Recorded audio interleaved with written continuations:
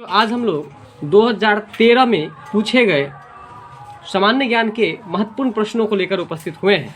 तो जैसा कि आपका पहला प्रश्न है, और इन पहले प्रश्न की व्याख्या करने से पहले हम आपको बता दें कि क्वेश्चन बैंक का जो एक एक क्वेश्चन हो उसको आप लोग खूब बार बार पढ़ते रहिएगा और उसको बड़ी महीनी के साथ पढ़िएगा, बड़ी बारीकी से उसको पढ़ने का प्रश्न को कोशिश कीजिएगा, क्योंकि क्वेश्चन बैंक में पूछा गया जो प्रश्न होता है वह आपके भावी एग्जाम मतलब भविष्य में जो होने वाले एग्जाम होते हैं उसके लिए वो अति महत्वपूर्ण होते हैं। ठीक है, तो एक एक प्रश्न को आप समझ करके चलिएगा और पढ़िएगा उसको जरूर।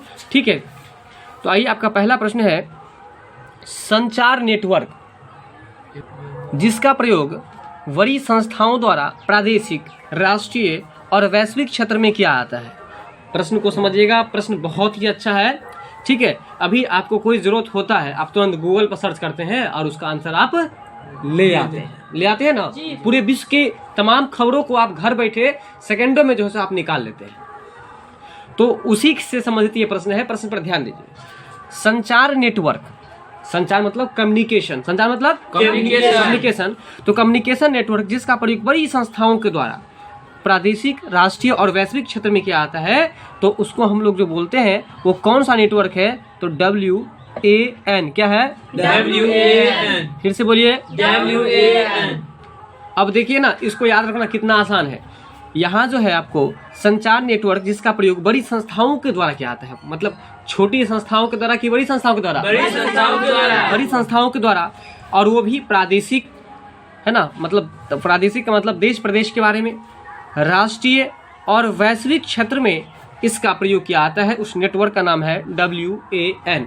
और इसका यदि हम फुल फॉर्म की बात करें तो इसका जो फुल फॉर्म हो जाएगा वाइड हो जाएगा। क्या हो जाएगा? वाइड। इसके W for wide, A for area और N फॉर नेटवर्क। ठीक है, तो इसलिए याद रखिएगा कि WAN जो है ना, इसका प्रयोग वैश्विक क्षेत्र पर किया जाता है, प्रादेशिक और राष्ट्रीय तथा वैश्विक क्षेत्र पर इसका प्रयोग किया जाता है। अगर आपसे पूछे कि WAN क्या है? WAN एक नेटवर्क है। WAN क्या है? नेटवर्क है। जैसे ही कहे कि एक ऐसा नेटवर्क का नाम बताइए जो कि राष्ट्रीय, प्रादेशिक और वैश्विक क्षेत्र में उसका बड़े बड़े संस्थाओं के द्वारा प्रयोग किया जाता है, तो उसको हम कौन सा नेटवर्क कहते हैं? WAN। अगर आपसे पूछे कि WAN का फुल फॉर्म क्या होगा? Wide area network. क्या होगा? Wide area network. फिर से बोलिए, वाइड एरिया नेटवर्क। बिल्कुल, ये चीज याद हुआ? चलिए, अभी हम लोग किसके बारे में बात किए हैं? नेटवर्क के बारे में बात किए हैं। किसके बारे में बात किया है? नेटवर्क के बारे में बात किया है। किस नेटवर्क के बारे में बात किया है? किस नेटवर्क के बारे में बात किया है? WAN का फुल फॉर्म क्या होता है? Wide area network. Very good. अब है आपका नेक्स्ट प्रश्न है कि शहद की मक्खी, शहद को कौन नहीं जानता है? नहीं, बच्चे में अगर शहद दबा के लिए रखे जाते थे तो आप लोग चुरा करके रोटी पर खा लेते थे। नहीं, याद कीजिए। तो शहद की मक्खी का विष जो है वो कैसा होता है? शहद का जो मक्खी होता है उसको कौन सा मक्खी कहते हैं हम लोग? मधुमक्खी। क्या कहते हैं? मधुमक्खी। और मधुमक्खी को अंग्रेजी में क्या कहते हैं? हनी। उसको हम लोग बी बोलते हैं। क्या बोलते हैं? वी। क्या बोलते हैं? वी मतलब मक्खी होता है। तो शहद की जो मक्खी होती है, शहद की जो मक्खी होती है उसका जहर कैसा होता है? तो याद रखिए, उसका जहर आपको खट्टा होता है। कैसा होता है? खट्टा। उसके जहर की जो प्रकृति होती है, स्वाद जो होता है वो आपको अम्लीय होता है। और आप 9th क्लास में पढ़े होंगे कि अम्ल का स्वाद कैसा होता है? खट्टा होता है। तो याद रखिएगा कि कभी अगर मधुमक्खी काट ले तो समझ लीजिए कि आपको जो इंजेक्शन दे रहा है अपने किससे? अपने सुई से, वो जो जहर आप में डाल रहा है वो जहर कैसा है? कैसा है? खट्टा है। अब सोचिए जरा, मधुमक्खी का विष जो है वो खट्टा, लेकिन मधुमक्खी जो मधु अपने सबको देता है वो कैसा रहता है? कैसा रहता है? मीठा रहता है। तो याद रखिएगा कि मधुमक्खी का जो विष होता है उसके विष का जो प्रकृति होता है वो कैसा होता है? अम्लीय। और अम्ल का स्वाद कैसा होता है? खट्टा। अगर आपको सामान्य तौर पर कोई पूछे कि आप जो मधुमक्खी देखते हैं, मधुमक्खी के जहर में कौन सा स्वाद होता है, तब क्या बोलेगा? सीधे खट्टा बोल दीजिए। क्या बोलिएगा? खट्टा। आइए, आपका अगला प्रश्न है कि भारत ने अंतर्राष्ट्रीय सुनामी से संबंधित एक प्रश्न मुझे याद आ रहा है कि सुनामी कहाँ उत्पन्न होता है? समुद्र में। सुनामी कहाँ उत्पन्न होता है? समुद्र में होता है। तो देखिए, भारत ने अंतर्राष्ट्रीय सुनामी चेतावनी प्रणाली को कब अपनाया? प्रश्न अच्छा है ना। भारत ने अंतर्राष्ट्रीय सुनामी चेतावनी प्रणाली, ठीक है ना, कैसी प्रणाली है? चेतावनी प्रणाली। पूरा बोलिए। अंतर्राष्ट्रीय, फिर से बोलिए, जोर से बोलिए, बिल्कुल, अंतर्राष्ट्रीय सुनामी चेतावनी प्रणाली जो है इसको इंडिया के द्वारा अपनाया गया, मतलब कि अंगीकृत किया गया। कब अंगीकृत किया गया? तो ये अंगीकृत किया गया आपको 2005 में, जब आपको सूचना का अधिकार लागू हुआ था। अगर आपसे पूछे कि सूचना का अधिकार कब लागू हुआ? 2005 में। ये भी महत्वपूर्ण प्रश्न है। और याद रखिएगा कि भारत के द्वारा अंतर्राष्ट्रीय सुनामी चेतावनी प्रणाली, क्या है? अंतर्राष्ट्रीय सुनामी चेतावनी प्रणाली। फिर से बोलिए, अंतर्राष्ट्रीय सुनामी चेतावनी प्रणाली। और ये जो प्रणाली है, प्रणाली को अंग्रेजी में क्या कहते हैं बताइए? सिस्टम। क्या कहते हैं? सिस्टम। सिस्टम सभी लोग देखिएगा सामान्य तौर पर पढ़े लिखे साक्षर निरक्षर सब बोलते हैं, सिस्टम जरूर बोलते हैं, लेकिन उसका हिंदी क्या होता है? प्रणाली। बहुत कम को पता होता है। तो याद रखिएगा सिस्टम का हिंदी प्रणाली, और प्रणाली को हम लोग पद्धति भी कहते हैं। तो बताइए कि भारत के द्वारा अंतर्राष्ट्रीय सुनामी चेतावनी प्रणाली कब अपनाया गया? 2005। और सूचना का अधिकार कब लागू हुआ? 2005 में। Very good. और हनी का जो मक्खी होता है उसके जहर का स्वाद कैसा होता है? खट्टा होता है।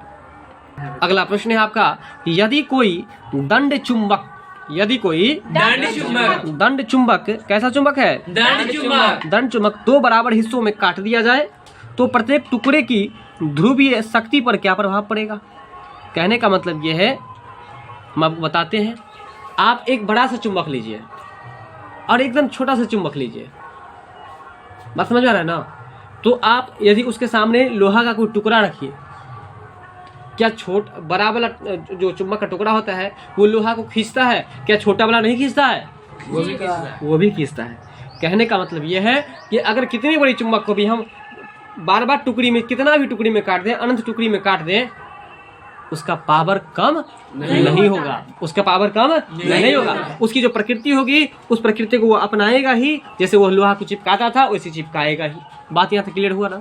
आइए, यदि कोई दंड चुंबक 2 बराबर हिस्सों में काट दिया जाए तो प्रत्येक टुकड़े की ध्रुवीय शक्ति जो होगा उस पर क्या प्रभाव पड़ेगा? तो आप बताइएगा कि कोई प्रभाव नहीं पड़ेगा, अर्थात यथावत रहेगी। यथा मतलब जैसे को तैसा, यथावत मतलब जैसे को तैसा, मतलब जैसे पहला था वैसे अभी भी रहेगा। जब चुंबक को हम बार बार कितने टुकड़ों में काट देंगे फिर भी उसका पावर वही रहेगा। बात समझ में आई यहाँ तक एक नया? तो बताइए कि विद्युत चुंबकीय प्रेरण का मात्रक क्या होता है? ठीक है, तो आप ये प्रश्न कमेंट्स करके बताएंगे इसका आंसर क्या होगा, विद्युत चुंबकीय प्रेरण का मात्रक क्या होगा। ठीक है, आइए अगला प्रश्न है, ऑल इंडिया मुस्लिम लीग, कौन नहीं जानता है इस प्रश्न को? इसकी स्थापना कब हुई थी? 1906 में। बिल्कुल। तो देखिए ऑल इंडिया मुस्लिम लीग की स्थापना कब की गई? तो ऑल इंडिया मुस्लिम लीग की स्थापना 1906 में की गई। लेकिन यहाँ जो आपसे प्रश्न पूछा जा रहा है कि ऑल इंडिया मुस्लिम लीग की स्थापना किसने की थी, मतलब कि किसके द्वारा किया गया, तो इसका राइट आंसर है आपको आगा खां। किसके द्वारा? किसके द्वारा? आगा खां भी कहीं कहीं मिलेगा, आगा खान भी कहीं मिलेगा। और एक प्रश्न याद कर लीजिए कि आपको आगा खां किस खेल से संबंधित था, तो याद रखिएगा हॉकी से। किससे? हॉकी से। किस खेल से संबंधित था? हॉकी से। तो बताइए कि संतोष ट्रॉफी किस खेल से संबंधित है? फुटबॉल से। किससे? फुटबॉल से। आइए आगे है कि ऑल इंडिया मुस्लिम लीग की स्थापना कब हुई? तो 1906 में। और इसके बाद किसने की? तो आगा खान ने। किसने किया? आगा खान ने किया। और आगा खान किस खेल से संबंधित था? हॉकी से। नेक्स्ट क्वेश्चन है आपका, ह्वेनसांग किसके शासनकाल के दौरान भारत आया था? अब देखिए ये प्रश्न बहुत पुराना है। ह्वेनसांग जो है किसके शासनकाल में भारत आया था? तो ये आपको हर्षवर्धन के शासनकाल में भारत आया था। ह्वेनसांग जो है वो किसके शासनकाल के दौरान भारत आया था? हर्षवर्धन किसके शासनकाल में? हर्षवर्धन के शासनकाल में। ह्वेनसांग जो है किसके शासनकाल में भारत आया था? हर्षवर्धन के शासनकाल में। बिल्कुल। अगर आपसे पूछते कि ह्वेनसांग किस देश का यात्री था? चीन का। किस देश का यात्री था? चीन का। अगला प्रश्न है, चमगादड़। चमगादड़ बताइए, चमगादड़ को अंग्रेजी में क्या कहते हैं?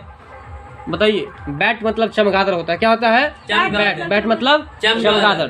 तो चमगादड़ जिसको हम लोग ग्रामीण क्षेत्रों में बहादुर बुलाया जाता है, उसको क्या बुलाता है? बहादुर। तो ये जो चमगादड़ है उसकी ध्वनि कैसी होती है?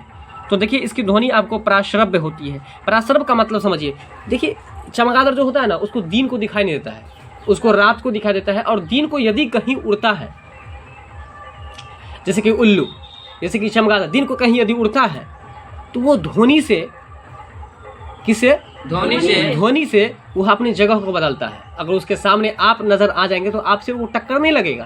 क्यों? क्योंकि आप यदि सांस भी छोड़ते हैं और लेते हैं ना तो उससे ध्वनि निकलता है, और उस ध्वनि को वो महीन से महीन, बारीक से बारीक ध्वनि को पकड़ सकता है कौन? जो प्रासरब ध्वनि को सुन सकता है, जैसे कि कुत्ता, जैसे कि उल्लू, जैसे कि चमगादड़। यानी कि आपके साउंड से वो पकड़ लेगा कि मेरे सामने कोई ना कोई है, और वो साइड होकर के चलेगा। बात समझ में आया कि नहीं आया? चलिए, तो चमगादड़ जो है, चमगादड़ की ध्वनि कैसी होती है? तो प्रासरब। कैसी होती है? चमगादड़ की ध्वनि कैसी होती है? प्रासरब। और वही कारण है कि रात को जब कुत्ता सोया रहता है तो थोड़ा भी अगर खड़बड़ाए ना तो उसके अंदर, उसके कान में प्रकृति के द्वारा ऐसा यंत्र डाला गया है, बनाया गया है कि वो जो थोड़ी सी भी ध्वनि को सुन करके फुरफुरा करके उड़ जाता है। बात समझ में आ रहा है कि नहीं आ रहा है? चलिए, अगला प्रश्न है लुईकीमिया। लुईकीमिया, ठीक है, जिसको हम लोग रक्त कैंसर भी कहते हैं या ब्लड कैंसर भी कहते हैं। देखिए, लुईकीमिया का जो लक्षण है, इसमें से किसमें असमान वृद्धि है? किसमें असमान वृद्धि है? तो याद रखिएगा, श्वेत रक्त कोशिकाएं में जो है असामान्य वृद्धि है। कहने का मतलब ये है कि सबसे पहले तो यहाँ पर ये समझिए कि ल्यूकेमिया को क्या कहा जाता है। तो याद रखिएगा कि ल्यूकेमिया को हम लोग रक्त कैंसर या ब्लड कैंसर भी कहते हैं। और यह कह रहा है कि इसमें असामान्य वृद्धि है, मतलब जैसे कि मान के चलिए आपके शरीर में WBC और RBC है, कहने का मतलब लाल रक्त कण और श्वेत रक्त कण, ये दोनों कण मौजूद है। आपको सो पढ़े होंगे आप लोग 10वीं क्लास में कि रक्त क्या है और इनके कौन कौन से संघटक है। तो आप पढ़े होंगे RBC, WBC, प्लेटलेट्स। पढ़े थे कि नहीं पढ़े थे? याद है? RBC, WBC और प्लेटलेट्स। तो ये जो है रक्त के कण है। तो कभी कभी देखिएगा कि शरीर में जब ब्लड का टेस्ट होता है, जैसे कि CBC, क्या होता है? CBC। तो जब CBC टेस्ट होता है तो उसमें आपको ब्लड में ये पता चल जाता है कि आपके शरीर में RBC की संख्या कितनी है, WBC की संख्या कितनी है। बात समझ में आ रहा है? तो इसी तरह से यदि कोई पेशेंट है, समझिएगा, प्रश्न को समझिएगा, आपके डेली लाइफ में भी इसका यूज हो सकता है, ठीक है ना। अगर कोई पेशेंट है, अगर उसको मान लीजिए डॉक्टर ने जाँच के लिए दिया कि भाई आप ये ब्लड टेस्ट करवा करके आइए, तो उस ब्लड टेस्ट में यदि डॉक्टर देखेगा कि WBC की संख्या बहुत ज़्यादा बढ़ गई है, किसकी संख्या? WBC की। WBC को हम हिंदी में क्या कहेंगे पहले ये बताइए? W for white, W for white, और B से ब्लड हो गया, और WBC C से सेल्स हो गया, यानी कि श्वेत रक्त। देखिए, कोशिकाएं या कणिकाएं, बात बराबर है। श्वेत रक्त कोशिकाएं या श्वेत रक्त कणिकाएं, बात बराबर है। अगर किसी व्यक्ति को ब्लड टेस्ट में मान के चलिए कि WBC की संख्या बढ़ गई तो डॉक्टर आपको बोलेगा कि आपको क्या हो गया है? ल्यूकेमिया हो गया है या ब्लड कैंसर हो गया। क्या हो गया? Blood cancer. बहुत ही खतरनाक कैंसर होता है, क्योंकि इसमें जो है सो अगर किसी अंग में कैंसर हो जाए तो उसको कट करके आप हटा देगा तो आप जिंदा तो रह सकते हैं, लेकिन अगर खून में कैंसर हो गया तो फिर आपको समय समय पर उसका क्या होता है? बदला जाता है उसको। फिर जब मान के चलिए आज बदला गया तो फिर कुछ अंतराल, 1 सप्ताह, 10 दिन या महीना दिन, बात समझ में आ रहा है? उसके बाद क्या होगा कि उसमें RBC की संख्या खूब तेजी से बढ़ेगा ना। तो जब तेजी से बढ़ता है तो खून पूरा फिर क्या होगा? खराब हो जाएगा। फिर उस खून को पूरा निकालेगा, फिर दूसरा खून डालेगा। यानी कि ल्यूकेमिया यदि किसी को हुआ तो बहुत ज़्यादा खर्च होता है, और कोई पेशेंट तो जीता भी नहीं है। बात समझ में आ रहा है ना? मैक्सिमम पेशेंट नहीं जीता है, ट्रीटमेंट ही नहीं उसका पूरा हो पाता है, क्योंकि बार बार उसको काटना ब्लड के लिए। बात समझ में आ रहा है ना? डायलिसिस होता है, पूरा ब्लड निकाल करके फिर नया ब्लड देता है, डायलिसिस होता है, डायलिसिस के दौरान। तो कहने का मतलब यहाँ पर यह है कि ल्यूकेमिया, याद रखेगा, यहाँ पर पूरे डिस्कशन किए हम, तो आपको याद हो गया होगा कि हम लोग ल्यूकेमिया को क्या कहते हैं, ब्लड कैंसर, और ब्लड कैंसर कैसे होता है ये भी समझ में आ गया होगा। तो बोलिए कि सर जी देखिए, अगर हमको डॉक्टर खून जांच कराने के लिए कहेगा ना, तो अगर डॉक्टर देखेगा कि उसमें WBC की संख्या बहुत ज़्यादा बढ़ गई है तो इसका मतलब हमको क्या हो गया? Blood cancer. ब्लड कैंसर हो गया। क्या हो गया है? ब्लड कैंसर हो गया। इसीलिए आप लोग जब भी ब्लड टेस्ट करवाइएगा ना तो उस सारे पॉइंट्स को अध्ययन कीजिएगा कि इसमें क्या है, इसमें क्या है। और जितना हम पढ़ाते हैं आप लोगों को, खासतौर पर जब साइंस पढ़ाते हैं तो सारी बात उसमें आपको मिलेगा। उसमें चेक कीजिएगा कि RBC की संख्या हमारे बॉडी में कितना है। RBC, WBC ये एक लेवल में होना चाहिए, हीमोग्लोबिन ये लेवल में होना चाहिए। अगर लेवल में नहीं है तो समझिए कि असामान्य वृद्धि हो गया, मतलब जनरली जितना होना चाहिए उतना नहीं होकर के असामान्य हो गया, मतलब बहुत ज़्यादा हो गया। अब जब बहुत ज़्यादा हो गया तो आपको ल्यूकेमिया हो गया, ब्लड कैंसर हो गया। बात समझ में आ रहा है कि नहीं आ रहा है? तो बताइए कि ब्लड कैंसर जो होता है उसमें क्या चीज़ वृद्धि हो जाता है? श्वेत रक्त कण। क्या होता है? श्वेत रक्त कण होता है। उसको अंग्रेजी में क्या कहते हैं? WBC। क्या कहते हैं? WBC। बिल्कुल। तो आइए प्रश्न पर ध्यान दीजिए कि ल्यूकेमिया या रक्त कैंसर के लक्षण इसमें से किस में असामान्य वृद्धि है, मतलब किस में जो है बहुत ज़्यादा वृद्धि हो जाता है, तो श्वेत रक्त कोशिकाएं जो है ना उसमें बहुत ज़्यादा वृद्धि होता है और उसको अंग्रेजी में हम लोग WBC कहते हैं और इसका फुल फॉर्म होता है व्हाइट ब्लड सेल्स। क्या कहते हैं? White blood cells. फिर से बताइए। White blood cells. White blood cells. तो समझ गए होंगे आप लोग, ठीक है ना। RBC WBC के बारे में समझ गए। तो बताइए कि किसी व्यक्तियों के अंदर WBC की संख्या अनबैलेंसिंग होना चाहिए कि नहीं होना चाहिए? मतलब खूब ज़्यादा वृद्धि होना चाहिए कि नहीं होना चाहिए? नहीं होना चाहिए। नहीं होना चाहिए, बैलेंसिंग होना चाहिए ना, जितना लिमिट है उसके अंदर ही होना चाहिए। अगर बढ़ गया तो कौन सा बीमारी हो गया? ल्यूकीमिया। कौन सा बीमारी हो गया? ल्यूकीमिया हो गया। अब है लोहे में जंग लगने के लिए किसकी आवश्यकता होती है? ठीक है, तो लोहा में जंग लगने के लिए किसकी आवश्यकता होती है? अगर आपको किसी लोहा में जंग लगाना हो तो आप क्या कीजिएगा? उसमें पानी डालिए, बाहर में छोड़ दीजिए। तो पानी डालिएगा तो उसको जल मिल गया और बाहर में छोड़ दीजिएगा उसको ऑक्सीजन मिल गया।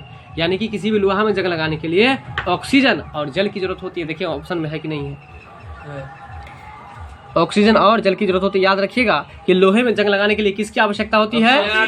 जल की। ऑक्सीजन का संकेत क्या होता है? O2। और जल का संकेत क्या होता है? H2O। Very good, H2O। क्या बोलेगा? H2O। ये ना। अगला प्रश्न है आपका, खाना पकाने का तेल। बताइए खाना पकाने में आप लोग किस तेल का यूज करते हैं? किरोसिन तेल का, कि अरंड के तेल का, कि नवरत्न तेल का? अरंड के तेल। अरंड अंडी का तेल यूज करते हैं? नहीं। किरोसिन तेल यूज करते हैं। नहीं। खाना पकाने के तेल में हम लोग जो है जैसे कि आप डालडा का यूज करते हैं, रिफाइन का यूज करते हैं, सरसों का तेल यूज करते हैं, ठीक है ना। तो देखिए खाना पकाने का तेल वनस्पति घी में किस प्रक्रिया द्वारा बदला जाता है? तो याद रखिएगा कि डालडा सब जो बनता है ना, रिफाइन सब जो बनता है, तो वो किस प्रक्रिया के द्वारा उसको बदला जाता है? तो याद रखिएगा हाइड्रोजनीकरण के द्वारा। किसके द्वारा? हाइड्रोजनीकरण द्वारा। प्रश्न महत्वपूर्ण है इसलिए याद रखिएगा ये चीज, ठीक है ना। कि खाना पकाने का जो तेल होता है वनस्पति घी में जो बदला जाता है उसको, वो किस प्रक्रिया के द्वारा? हाइड्रोजनीकरण द्वारा। हाइड्रोजनीकरण के द्वारा। किसके द्वारा? हाइड्रोजनीकरण के द्वारा। चलिए अगला प्रश्न है, किसी अर्थव्यवस्था में निम्न में से कौन सा ऐसा कार्य है जो केंद्रीय बैंक के कार्यों में शामिल नहीं है? किसी अर्थव्यवस्था में निम्न में से कौन सा ऐसा कार्य है जो केंद्रीय बैंक के कार्यों में शामिल नहीं है? केंद्रीय बैंक के कार्यों में शामिल नहीं है। देखिए केंद्रीय बैंक के कार्यों में शामिल जो नहीं है, सरकारी खर्च पर नियंत्रण, यह केंद्रीय बैंक के कार्यों में शामिल नहीं है। तो जो नहीं वाला हो उसको याद ही नहीं करना है, हम लोगों को रटना है उसको जो है। तो देखिए केंद्रीय बैंक का कार्य है, बस इतना समझिए। इस पूरे प्रश्न का निचोड़ इतना ही है कि केंद्रीय बैंक जो होते हैं उसका क्या क्या काम है। प्रश्न समझे कि नहीं बताइए? प्रश्न क्या है? केंद्रीय बैंक का क्या क्या काम है? वेरी गुड, केंद्रीय बैंक का क्या क्या काम है? तो देखिए केंद्रीय बैंक का सबसे पहला काम है विदेशी मुद्रा का विनिमय करना।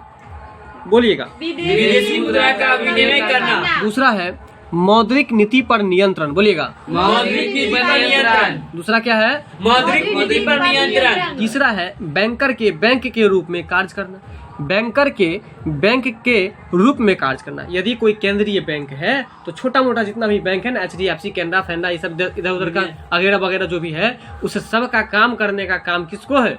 केंद्रीय बैंक को। किसको है? केंद्रीय बैंक को। तो केंद्रीय बैंक का कौन कौन सा कार्य है? विदेशी मुद्रा का विनिमय करना। अब समझ लीजिए विनिमय का मतलब क्या होता है। विदेशी मुद्रा, जैसे सऊदी अरब से मुद्रा आया, आप उस मुद्रा को लेकर के बैंक में चले जाएंगे, आप उसको बदल करके उसका आप दूसरा जो आपके क्षेत्र में चलता है वो ले लीजिए आप।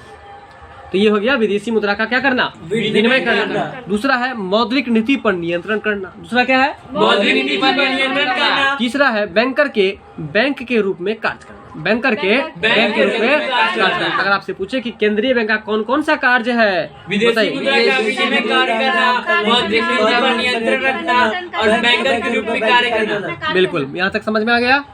अगला प्रश्न है, उस नई तकनीक को क्या कहते हैं जो एक कृत्रिम दुनिया के सृजन की क्षमता प्रदान करती है ना। कहता है कि उस नई तकनीक को क्या कहते हैं, मतलब आपको किसी तकनीक के बारे में पूछा जा रहा है कि उस नई तकनीक को क्या कहते हैं जो एक कृत्रिम दुनिया के, एक कृत्रिम दुनिया मतलब बनाया गया दुनिया, हाँ, खुद से आदमी जो बनाएगा उस दुनिया की बात हो रही है कि उसकी सृजन की क्षमता प्रदान करती है और उसमें लोग परस्पर जो है अंतःक्रिया भी करने लगते हैं। तो उसका नाम है आपको आभासी वास्तविकता। क्या नाम है? आभासी वास्तविकता। क्या नाम है? आभासी वास्तविकता। बिल्कुल। तो याद रखिएगा इस तकनीक को। यह एक ऐसा तकनीक है जो कि कृत्रिम दुनिया के सृजन की क्षमता को प्रदान करती है। कृत्रिम दुनिया के सृजन की क्षमता को प्रदान करती है और उसमें लोग जो है परस्पर अंतःक्रिया भी करते हैं। तो उस तकनीक को हम लोग क्या कहते हैं? आभासी वास्तविकता। अगला प्रश्न है, वायुमंडल की जो सबसे निचली परत है ना, वायुमंडल की जो सबसे निचली परत है, उस नीचे की जो परत है उसको हम लोग क्या कहते हैं? क्षोमंडल। वायुमंडल की सबसे निचली परत जो है उसको क्या कहते हैं? क्षोमंडल। और उसी क्षोमंडल को अंग्रेजी में हम लोग ट्रोपोस्फीयर भी कहते हैं। क्या कहते हैं? ट्रोपोस्फीयर। क्या कहते हैं? ट्रोपोस्फीयर। तो वायुमंडल की जो सबसे निचली परत है उसको क्या कहते हैं? क्षोमंडल। अंग्रेजी में क्या कहते हैं? ट्रोपोस्फीयर। क्या कहते हैं? ट्रोपोस्फीयर। चलिए, अगला प्रश्न है, कुचिपुड़ी नृत्य जो है आपको किस राज्य से संबंधित है? तो ये आपको आंध्र प्रदेश राज्य से संबंधित। किस संबंधित है? आंध्र प्रदेश राज्य। आंध्र प्रदेश राज्य से संबंधित है। तो बताइए कि आंध्र प्रदेश की राजधानी कहाँ है? हैदराबाद है। कहाँ है? हैदराबाद। और कुचिपुड़ी क्या है? तो कुचिपुड़ी एक नृत्य है और यह नृत्य किस राज्य से संबंधित है? उड़ीसा प्रदेश से संबंधित है। अगला प्रश्न है कि रामायण का अनुवाद फारसी में किसने किया? प्रश्न अच्छा है। रामायण का अनुवाद कर दिया मतलब ट्रांसलेट कर दिया और यह आपको किस भाषा में किया है? तो फारसी में। किसने किया है? बदायूनी ने किया। किसने किया है? बदायूनी ने। रामायण का अनुवाद फारसी में किसने किया है? बदायूनी ने। रामायण का अनुवाद फारसी में किसने किया है? बदायूनी ने। बदायूनी ने किया है। अब आपका अगला प्रश्न है, अब बदायूनी के हम पूरे नामों की चर्चा करें तो इनका पूरा नाम है अब्दुल कादिर बदायूनी। क्या नाम है? अब्दुल कादिर बदायूनी। अगला प्रश्न है आपका, वापस वेदों की ओर लौटो, है ना, या इसी को अगर सामान्य भाषा में कहे हम तो वेदों की ओर लौटो किसने कहा? तो वेदों की ओर लौटो स्वामी दयानंद सरस्वती ने कहा। किसने कहा है? स्वामी दयानंद सरस्वती ने कहा है। किसने कहा है? स्वामी दयानंद सरस्वती ने कहा है। क्या कहा कि वेदों की ओर लौटो। वेदों की ओर लौटो स्वामी दयानंद सरस्वती ने कहा है। इसके बाद अगला प्रश्न है सांप्रदायिक निर्वाचन वर्ग। सांप्रदायिक निर्वाचन वर्ग भारत में पहली बार किस वर्ष प्रारंभ हुई? तो याद रखिएगा यह आपको 1909 में प्रारंभ हुई। कब हुई है? 1909 में। सांप्रदायिक निर्वाचन वर्ग भारत में पहली बार किस वर्ष प्रारंभ हुई है? 1909 में। 1919 में प्रारंभ हुई है। अगला प्रश्न है कि एक्स किरणों की खोज जो है वो किसने की? तो एक्स किरण की खोज आपको रोएंटजेन ने किया। किसने किया है? रोएंटजेन ने। एक्स किरण की खोज किसने किया? रोएंटजेन ने। आपका अगला प्रश्न है, निम्न में से कौन सा भारत में पूर्वी तट का, किस तट का? पूर्वी तट का। पूर्वी तट का एक मुख्य बंदरगाह है। ठीक है, तो पूर्वी तट का जो एक मुख्य बंदरगाह है वो है आपको विशाखापत्तनम। क्या है? विशाखापट्टनम। तो पूर्वी तट का जो एक बंदरगाह है उसका नाम है आपको विशाखापत्तनम। इसके बाद जो आपका अगला प्रश्न है, किसी निश्चित समय अवधि में किसी देश में उत्पादित वस्तुओं और सेवाओं के कुल मूल्य को हम लोग क्या कहते हैं? तो उसको हम लोग कहते हैं सकल घरेलू उत्पाद। क्या कहते हैं? देखिए ये आपको परिभाषा टाइप में है तो इसको आप लोग याद कर लीजिएगा। किसी भी एग्जाम में इसी हिसाब से ये प्रश्न रहेगा। तो प्रश्न याद कहाँ से करना है उसको देखिए। तो याद कहाँ से करना है वो समझिए। किसी निश्चित समय अवधि में मतलब टाइम का जो अगर चर्चा हो तो इसमें समय फिक्स रहता है। समय क्या रहता है? फिक्स रहता है। तो निश्चित समय अवधि में किसी देश में उत्पादित वस्तुओं और सेवाओं के कुल मूल्य, वस्तुओं और सेवाओं के जो कुल मूल्य होंगे उसको हम लोग कहते हैं सकल घरेलू उत्पाद। तो याद कीजिए, किसी निश्चित समय अवधि में किसी देश के कुल उत्पादित वस्तु और सेवाओं की मूल्य, कैसे याद कीजिएगा? तो किसी निश्चित समय अवधि में, बोलिए, किसी निश्चित समय अवधि में किसी देश में उत्पादित वस्तुओं और सेवाओं के मूल्य को हम लोग सकल घरेलू उत्पाद कहते हैं। क्या कहते हैं? सकल घरेलू उत्पाद कहते हैं। बात यहाँ तक समझ गए? चलिए, इस पेड़ की छाल मसाले के रूप में प्रयोग की जाती है। तो अच्छा एक बात बताइए, आप लोग जो है सो खाना बनाते होंगे, खाना बनाते हैं तो खाना जो बनाते हैं तो गरम मसाला जो होता है उसमें देखिएगा छाल के जैसे नजर आता होगा आपको, तो उसको हम लोग दालचीनी कहते हैं। क्या कहते हैं? दालचीनी। तो कहता है कि इस पेड़ की छाल जो है वो मसाले के रूप में प्रयोग की जाती है। तो किस पेड़ की छाल? दालचीनी की छाल। किस पेड़ की छाल? दालचीनी की छाल। बहुत मीठा होता है। अगर दालचीनी आप लगातार जो है 1 महीना खा लिए तो आपके शरीर में जो है गर्मी आ जाएगा। क्या आ जाएगा? गर्मी, जवानी बढ़ जाएगा आपका। बस में किसी बूढ़ा आदमी अगर दालचीनी डेली खाए तो उसको थोड़ा थोड़ा जवानी आ जाएगा। आइए, दालचीनी में इतना पावर है। दालचीनी बिल्कुल। अगला प्रश्न है चंद्रगुप्त मौर्य से संबंधित है। चंद्रगुप्त मौर्य के दरबार में, किसके दरबार में? चंद्रगुप्त मौर्य के दरबार में भेजा गया यूनानी राजदूत कौन था? देखिए, चंद्रगुप्त मौर्य के दरबार में जो भेजा गया यूनानी राजदूत था उसका नाम था आपको मेगास्थनीज। क्या नाम था? मेगास्थनीज। किसके दरबार में भेजा गया था? चंद्रगुप्त मौर्य के दरबार में। किसको भेजा गया था? मेगास्थनीज को। मेगास्थनीज कहाँ का यात्री था? यूनानी का। कहाँ का यात्री था? यूनानी का। अगला प्रश्न है 2012 ईस्वी के ओलंपिक खेलों में निम्नलिखित में से किस देश का प्रथम स्थान था? 2012 ईस्वी में जो ओलंपिक खेल हुआ, कौन सा खेल? उस ओलंपिक खेल में किस देश का प्रथम स्थान है, यानी कि पहले स्थान पर है? तो याद रखिएगा संयुक्त राज्य अमेरिका। संयुक्त राज्य अमेरिका, बिल्कुल। 2012 में जो ओलंपिक खेल हुआ है उसमें संयुक्त राज्य अमेरिका का पहला स्थान है। याद रखिएगा ये चीज, ठीक है।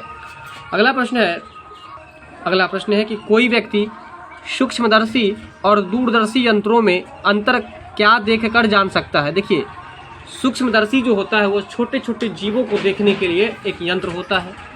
दूरदर्शी जो होता है वो दूर की वस्तुओं को देखने के लिए प्रयोग किया है। जैसे कि सैनिक सब जो होते हैं ना,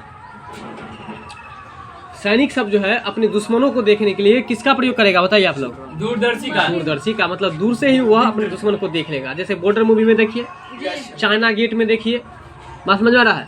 तो इस समय जो है आपको दूर से ही देखेगा। तो याद रखिएगा कि सूक्ष्मदर्शी और दूरदर्शी में अंतर तो समझ गए। तो इसमें कह रहा है कि यदि कोई व्यक्ति सूक्ष्मदर्शी और दूरदर्शी में अंतर अगर देखना चाहता है तो वह जो है सो उसको देखकर भी जान सकता है। किसको देख करके? तो लेंस की लंबाई को और लेंस के आकार को देख करके वो समझ सकता है कि यह सूक्ष्मदर्शी है या दूरदर्शी है। बात समझ गए? अगला प्रश्न है समुद्र समीर बनती है, मतलब समुद्र के किनारे जो हवा आता है वह हवा आपको किस समय बनता है? तो याद रखिएगा कि समुद्र के किनारे जो हवा निकलती है वो दिन के समय में। किस समय में? दिन के समय में। दिन के समय। समुद्र समीर कब बनती है? दिन के समय बनती है। प्रश्न है काफी संख्या में कम समय में एक ही जैसे पौधे किस प्रणाली से उत्पन्न किए जा सकते हैं? तो उस प्रणाली का नाम है उत्तक संवर्धन तकनीक। कह रहा है कि काफी संख्या में कम समय में, मतलब समय बहुत कम हो और अधिक संख्या में किसी वस्तुओं का जो उत्पादन हो जाए। यहाँ पर वस्तुओं की चर्चा अगर करें हम तो यहाँ पौधों की चर्चा हम लोग करेंगे। याद रखिए कि कम समय में काफ़ी संख्या में, मतलब कि बहुत ज़्यादा पौधों की संख्या बहुत ज़्यादा होगी तो वो जो आप उत्पन्न करेंगे वो किस प्रणाली के द्वारा? तो उत्तक संवर्धन तकनीक से। किस प्रणाली के द्वारा? उत्तक संवर्धन तकनीक से। अगला प्रश्न है नालंदा विश्वविद्यालय को नष्ट करने वाला मुस्लिम कौन था? बताइए। तो मोहम्मद बिन बख्तियार। कौन था? नालंदा विश्वविद्यालय को नष्ट करने वाला मुस्लिम कौन था? मोहम्मद बिन बख्तियार था। अगला प्रश्न है लार किसके पाचन में मदद करते हैं? तो देखिए, लार जो आपके मुंह से निकलता है जिसको लेर बोला जाता है हम भाषा में, लार जो है वो निकलना चाहिए। अगर लार नहीं निकलेगा तो आपका भोजन नहीं पचेगा, जिसको हम लोग लेर बोल देते हैं आम भाषा में। तो लेर बाहर निकलता तो हम लोग उसको खराब पदार्थ मान करके उसको मुंह साफ करते हैं, मुंह धोते हैं। लेकिन वो लेर आपको अंदर ही अंदर बनना चाहिए और वो अंदर ही चला जाता है भोजन के साथ। अगर वो नहीं बनेगा तो खाना पचने में मदद नहीं मिलेगा। इसलिए याद रखिए कि लार किसके पाचन में मदद करती है? तो स्टार्च को पचाने में मदद करती है। अगला प्रश्न है चित्रकारी किसके शासनकाल के दौरान अपने उच्चतम स्तर पर पहुंची थी? चित्रकारी यानी कि आर्ट की बात हो रही है। चित्रकला जहांगीर के शासनकाल में आपको बहुत ही उच्चतम स्तर पर पहुंचा था। याद रखिएगा चित्रकला जो है वो किसके शासनकाल में उच्चतम स्तर पर पहुंचा था? जहांगीर के शासनकाल में। अगला प्रश्न है निम्न ब्रिटिश व्यक्तियों में किसने स्वीकार किया था कि 1857 का विद्रोह एक राष्ट्रीय विद्रोह है? प्रश्न को पहले महत्वपूर्ण कर लीजिए आप लोग। निम्न ब्रिटिश व्यक्तियों में से किसने स्वीकार किया कि 1857 का जो विद्रोह है एक राष्ट्रीय विद्रोह है? तो बताइए किसने कहा? डिज़रायली ने। किसने कहा? डिज़रायली ने कहा। अगला प्रश्न है हीलियम से भरा जो गुब्बारा है, पहले ये बताइए आप लोग कि सबसे हल्की जो गैस होती है वो कौन सी गैस होती है? Helium gas. हीलियम ही होती है। तो हीलियम से भरा जो गुब्बारा होता है वह उड़ने लगता है। क्यों? क्योंकि हीलियम का घनत्व जो है वायु के घनत्व से कम होता है। अगर किसी गुब्बारा में हीलियम भर दीजिए और उसको हवा में आप छोड़ दीजिए, वो हवा में उड़ने लगता है। क्यों? क्योंकि हीलियम का घनत्व वायु के घनत्व से कम होता है। बताइए हीलियम का संकेत क्या होगा? अगला प्रश्न है आपका, भूरी क्रांति यानी कि भूरा क्रांति जो है वो किससे संबंधित है? तो रासायनिक उर्वरकों के उत्पादन से। किससे संबंधित है? रासायनिक उर्वरकों के उत्पादन से। भूरी क्रांति किससे संबंधित है? रासायनिक उर्वरकों के उत्पादन से। रासायनिक उर्वरकों के उत्पादन से संबंधित है। अगला प्रश्न है, भारतीय कृषि का किसी महत्वपूर्ण स्तर तक यंत्रीकरण करने में किस कारण से कठिनाई है? भारतीय कृषि का किसका? भारतीय कृषि का। भारतीय कृषि का किसी महत्वपूर्ण स्तर तक यंत्रीकरण करने में किस कारण से कठिनाई है? तो छोटे जोत क्षेत्र। कहने का मतलब यह है, आप 10वीं क्लास में भी ये प्रश्न पढ़े होंगे कि बिहार के जो किसान हैं वो कृषि के क्षेत्र में बहुत ज़्यादा पिछड़े हुए हैं। और इसका कारण क्या है? तो देखिए, अभी खासतौर पर विभिन्न समुदाय में यह देखा जा रहा है कि जब शादी विवाह हो गया तो सब एक दूसरे से अलग हो जाते हैं। नहीं तो एक दूसरे से जब अलग हो जाते हैं, मान लीजिए अगर किसी के पास 20 बीघा है, अगर 4-5 बेटा है, मान लीजिए 4 बेटा है तो 5-5 बीघा का होगा। या किसी के पास अगर 5 कट्ठा ही है, अब 5 भाई में बांटना है तो 1-1 कट्ठा होगा। और जब 1-1 कट्ठा का होगा तो मतलब खेत का आकार छोटा होगा कि बड़ा होगा? छोटा। तो जब खेत का आकार छोटा होगा तो क्या उसमें नई नई तकनीकी से, नए नए यंत्र से खेती हो सकेगा? बिल्कुल नहीं हो सकेगा। तो वही प्रश्न आपको यहाँ पर पूछ रहा है कि भारतीय कृषि जो है किसी महत्वपूर्ण स्तर तक यंत्रीकरण करने में किस कारण से कठिनाई है? तो छोटे जोत क्षेत्र। बात समझ में आया ना? यही बात है। छोटा छोटा जब खेत होगा तो आप यंत्रीकरण नहीं कर सकते। जैसे कि अगर पंजाब की बात करें, हरियाणा की बात करें, तो पंजाब हरियाणा में जो दवा का छिड़काव होता है वो भी जहाज से होता है, हेलीकॉप्टर से होता है। जहाज से नहीं, हेलीकॉप्टर से। किससे होता है? हेलीकॉप्टर से होता है। लेकिन अपने एरिया में जो है नहीं, अगर गेहूं काटने की बात करते, गेहूं काटने का मशीन भी सब खेत में नहीं चल पाता है। ठीक है। अगला प्रश्न है, संवैधानिक प्रणाली के असफल हो जाने पर, संवैधानिक प्रणाली के असफल हो जाने पर किसी राज्य के राष्ट्रपति शासन संविधान की किस धारा के अंतर्गत लागू करते हैं? तो याद रखिएगा कि राज्य में राष्ट्रपति शासन जो लगेगा, बस इतना याद रखिएगा इसमें कि राज्य में राष्ट्रपति शासन जो लगेगा वह संविधान की किस धारा के अंतर्गत? तो धारा 356। धारा 356। संवैधानिक प्रणाली के असफल हो जाने पर किसी राज्य में जब राष्ट्रपति शासन लगाएंगे तो धारा 356 के तहत। किसके तहत? धारा 356 के तहत। अब आपका अगला प्रश्न है, निम्न में से किस में शीशे की मात्रा अधिक पाई जाती है? शीशा। बताइए शीशा का संकेत क्या होता है? पीबी होता है। और शीशे की मात्रा अधिक कहाँ पर पाई जाती है? तो निम्न ऑक्टेन वाला ईंधन। निम्न ऑक्टेन वाला ईंधन। देखिए गाड़ी जो चलती है, मोटरसाइकिल, कार, तो इस समय से जो धुआं निकलता है उसमें भी बहुत ज्यादा शीशा का मात्रा होता है। इसलिए धुआं से बचना चाहिए, मास्क का प्रयोग करना चाहिए। ठीक है। याद रखिएगा कि निम्न कैटेगरी का जो आपको ईंधन होता है, जितना निम्न कैटेगरी का, जैसे कि मिट्टी तेल है, डीजल है, इस समय से भी निकलता है शीशा। तो इस समय से जो शीशा निकलता है वो आपको ज़्यादा खतरनाक साबित होता है और सीधा जो है आपके कलेजा में जाकर के वो बैठ जाता है। इसीलिए मास्क का यूज करना चाहिए। तो बताइए कि शीशे की मात्रा जो अधिक पाई जाती है वो किस ईंधन में, कैसे? बिल्कुल, निम्न ऑक्टेन वाला ईंधन में। बात समझ में आ रहा है? अब आपका अगला प्रश्न है, मानव शरीर की जो सबसे लंबी हड्डी है वो कौन सी हड्डी है? उरु अस्थि। कौन सी हड्डी है? उरु अस्थि। हड्डी का नाम बताना है। मानव शरीर की जो सबसे लंबी अस्थि, लंबी है, ध्यान दीजिए, लंबी है तो लंबी लगा करके है, प्रश्न को विवेक कर लीजिए सभी लोग। मानव शरीर की जो सबसे लंबी हड्डी है वो कौन सी हड्डी है? उरु अस्थि है। कौन सी हड्डी है? उरु अस्थि है। अगला प्रश्न है, भारत के राष्ट्रीय नेताओं ने साइमन कमीशन का, किसका? साइमन कमीशन का बहिष्कार किया था। क्यों किया था?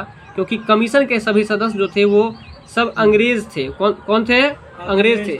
मतलब साइमन कमीशन वापस जाओ, या साइमन कमीशन का जो गठन हुआ था उसको सब वापस कर दिया था। तो वापस जो कर दिया था। क्यों? कहा कि भाई साहब मेरे भारत के तरफ से तो एक भी सदस्य नहीं है, सब अंग्रेज के तरफ से है, क्या पता ये डिसीजन आप अपने ही सुविधा को देखते हुए कहीं ले लेंगे तो फिर हम लोगों को क्या फायदा।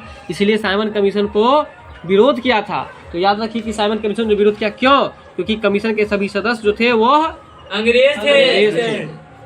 अगला प्रश्न है, भारत में त्रिस्तरीय पंचायती राज प्रणाली, बोलिएगा, भारत में त्रिस्तरीय पंचायती राज प्रणाली का प्रस्ताव किसने किया था? तो देखिए, त्रिस्तरीय पंचायती राज प्रणाली का जो प्रस्ताव किया था बलवंत राय मेहता समिति। किसने? बलवंत राय मेहता समिति। बलवंत राय मेहता समिति जो है भारत में त्रिस्तरीय पंचायती राज प्रणाली का प्रस्ताव पारित किया था। अगला प्रश्न है, यूरेनियम अंततः किस तत्व के अस्थायी आइसोटोप में बदल जाता है? यूरेनियम किस तत्व के अस्थायी आइसोटोप में बदल जाता है? तो याद रखिएगा, सीसा के अस्थायी आइसोटोप में बदल जाता है। ठीक है ना? बताइए एक बार पुनः, सीसा का संकेत क्या होता है? Pb। और सीसा सबसे अधिक किस प्रकार के ईंधन में पाया जाता है? निम्न ऑक्टेन वाले ईंधन में। निम्न ऑक्टेन वाले ईंधन में। अगला प्रश्न है, आयोडोफॉर्म का प्रयोग जो है किस रूप में किया आता है? बताइए, आयोडोफॉर्म का प्रयोग पूर्तिरोधी के रूप में किया आता है। किसके रूप में? आयोडोफॉर्म का प्रयोग किस रूप में किया आता है? पूर्तिरोधी के रूप में किया आता है। ठीक है यहाँ तक? अगला प्रश्न है, राष्ट्रीय पर्यावरण इंजीनियरिंग अनुसंधान संस्थान, बोलिएगा, राष्ट्रीय पर्यावरण इंजीनियरिंग अनुसंधान संस्थान। राष्ट्रीय पर्यावरण इंजीनियरिंग अनुसंधान संस्थान कहाँ स्थित है? यानी कि आपको जगह पूछा जा रहा है, तो यह आपको नागपुर में अवस्थित है। कहाँ पर स्थित है? नागपुर में। महाराष्ट्र का एक यह क्षेत्र है, नागपुर, याद रखिएगा। नागपुर कहाँ, किस राज्य का क्षेत्र है? महाराष्ट्र राज्य का। अगला प्रश्न है, भारतीय संसद के द्वारा विश्व संसदीय कार्यवाहियों में कौन सी अभिनव चर्चा प्रक्रिया समाविष्ट की गई है? ठीक है ना? प्रश्न है, भारतीय संसद के द्वारा विश्व संसदीय कार्यवाहियों में कौन सी अभिनय चर्चा प्रक्रिया समाविष्ट की गई है? तो याद रखिएगा, शून्यकाल। क्या? शून्यकाल। शून्यकाल। अगला प्रश्न है, जो कि पीछे एक क्लास में भी ये प्रश्न हो चुका है, अर्थशास्त्र की रचना किनके द्वारा की गई? अर्थशास्त्र की रचना जो है कौटिल्य के द्वारा की गई। किसके द्वारा की गई है? कौटिल्य के द्वारा। बताइए कि अगर आपसे पूछे कि अर्थशास्त्र के जनक कौन है, तब जॉन स्मिथ। Adam Smith. कौन है? एडम स्मिथ है। और यदि अर्थशास्त्र के लेखक पूछेगा तो कौटिल्य हो जाएगा। ठीक है? पेंडुलम, और पेंडुलम को तो आप लोग जानते होंगे, पीछे क्लास में खूब अच्छा से समझाए हैं। घड़ी का जो नीचे में जो हिलता रहता है ना, तो पेंडुलम को चंद्रमा पर यदि ले जाया जाए तो उसकी जो समय की अवधि होगी वो आपको बढ़ जाएगी। क्यों बढ़ जाएगी? क्योंकि पेंडुलम जब चंद्रमा पर जाएगा तो उसका जितना भार रहेगा उसका 6 उसका आपको जो है 1/6 गुना कम जाएगा। कहने का मतलब, यदि 36 किलो अगर उस पेंडुलम का भार हो तो वह ऊपर जाकर के कितना किलो का हो जाएगा? मात्र 6 किलो का। भार हल्का हो जाएगा ना। इसलिए याद रखिए कि घड़ी का पेंडुलम जो होता है, यदि उसको चंद्रमा पर ले गया गया तो समय जो है ना उसका क्या होगा? समय अवधि जो है उसका बढ़ जाएगा। एक मिनट, पेंडुलम को जब चंद्रमा पर ले जाएंगे तो उसकी समय अवधि जो है बढ़ जाएगी। सुनिए एक मिनट, थोड़ा यहाँ पर आपको मिस्टेक कर दिए। समय अवधि यानी कि पेंडुलम यदि आपको 1 मिनट में 10 बार हिल रहा है तो चंद्रमा पर जब ले जाएंगे तो उसका जो समय अवधि होगा वो बढ़ जाएगा, यानी कि 1 मिनट में अधिक लगेगा समय। बात समझ में आ रहा है? अगला प्रश्न है श्वेत फुफ्फुस रोग। कौन सा रोग है? श्वेत फुफ्फुस रोग। ये जो आपको पाया जाता है कपास उद्योग के कर्मचारियों में। बिल्कुल, देखिए कपास फैक्ट्री जो, यदि रुइया फैक्ट्री जिसको बोलते हैं, रुइया फैक्ट्री के जो कर्मचारी होते हैं तो उन व्यक्तियों में खास करके यह रोग होता है श्वेत फुफ्फुस रोग। याद रखिएगा, यह कपास फैक्ट्री के कर्मचारियों में होता है। बताइए, प्रश्न को पहले भी कर लीजिए। अगर कोई व्यक्ति आपके अगल बगल के कपास उद्योग में काम करने के लिए जाएं तो आप उनको बताइएगा कि आप मास्क लगा करके काम कीजिएगा, या नहीं तो बताइएगा कि आपको उस उद्योग में काम ही नहीं करना चाहिए। तो याद रखिएगा कि श्वेत फुफ्फुस रोग जो है कैसे कर्मचारियों को होने की संभावना अधिक होगी?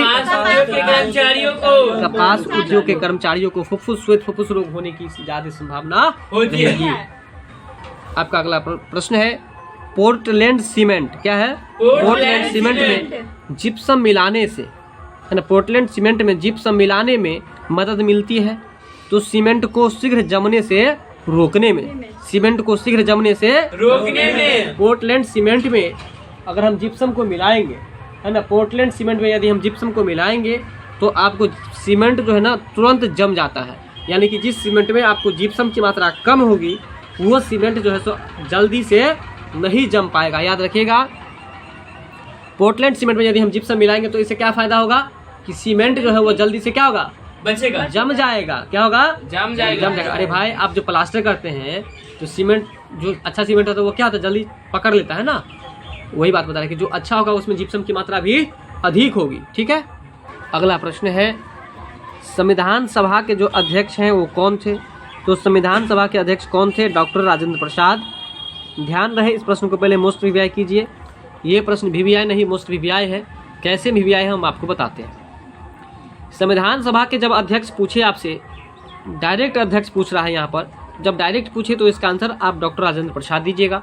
यदि अस्थायी अध्यक्ष पूछ दे फिर भी डॉक्टर राजेंद्र प्रसाद ही दीजिएगा। यदि अस्थायी अध्यक्ष पूछे तब इसका आंसर डॉक्टर सच्चिदानंद सिन्हा दीजिएगा। बात समझ में आया? तो बताइए कि संविधान सभा के अस्थायी अध्यक्ष कौन है? डॉक्टर राजेंद्र प्रसाद। और यदि संविधान सभा के अध्यक्ष सीधे पूछ दिया तो डॉक्टर राजेंद्र प्रसाद। और संविधान सभा के अस्थायी अध्यक्ष पूछ दिया तो डॉक्टर सच्चिदानंद सिन्हा। बात यहाँ तक क्लियर है ना? समझ गए ना? चलिए अगला प्रश्न है, शीशा है, शीशा क्या है? तो अति शीतित द्रव पदार्थ है। बोलिए, शीशा क्या है? अति शीतित द्रव पदार्थ है। शीशा क्या है? अति शीतित द्रव पदार्थ है। अति शीतित द्रव पदार्थ है। बात समझ रहे ना? जी। चलिए, शीशा को आप ठंडा के महीना में कभी छू करके देखिएगा, कैसा लगता है? खूब ठंडा लगता है ना? तो इसलिए यहाँ पर लगा हुआ है अति शीतित, मतलब खूब ठंडा। अति शीतित द्रव पदार्थ है। शीशा क्या है? अति शीतित द्रव पदार्थ है। अगला प्रश्न है, भारतीय संसद का अर्थ क्या होता है? तो भारत का राष्ट्रपति, राज्यसभा और लोकसभा। अगर आपसे पूछे कि भारतीय संसद का क्या अर्थ होता है? भारत का राष्ट्रपति, राज्यसभा और लोकसभा। बोलिए, भारत का राष्ट्रपति, राज्यसभा और लोकसभा। बिल्कुल। और आज का जो हमारा लास्ट प्रश्न है उससे पहले हम आपको बता देना चाहते हैं कि वीडियो यदि आपको अच्छा लगे, पसंद आए तो एक सब्सक्राइब और अपने दोस्तों को शेयर जरूर कर दीजिएगा। अच्छी नहीं लगे तो फिर कोई रिस्पॉन्स मत दीजिएगा। और आपको अगला कौन सा क्लास किस सब्जेक्ट का पढ़ना है वो मुझे कमेंट्स करके जरूर बताइएगा। तो आइए, आपका लास्ट प्रश्न जो है, संयुक्त राष्ट्र संघ के सदस्य देशों ने विश्व शांति तथा उसकी सुरक्षा की प्राथमिक जिम्मेदारी, संयुक्त राष्ट्र संघ के सदस्यों देशों ने विश्व शांति, देखिए संयुक्त राष्ट्र संघ जो है वह आपको विश्व शांति के लिए बनाया गया था, ये भी याद रखिएगा।